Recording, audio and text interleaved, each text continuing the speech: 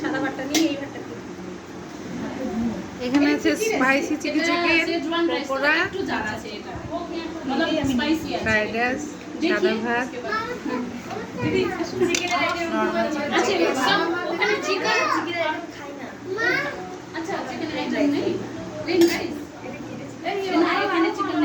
না না নিয়েছি বসো।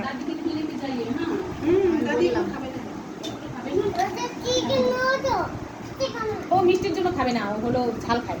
তাই না? তুই তাহলে ওইটা দাও। কোনটা ঝাল?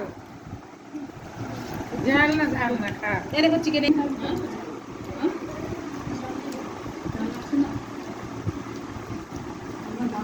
ঝাল খাই না, ঝাল খেতে দেবো। কে রান্না করেছে মারিনা? ভিডিও দেখতে তো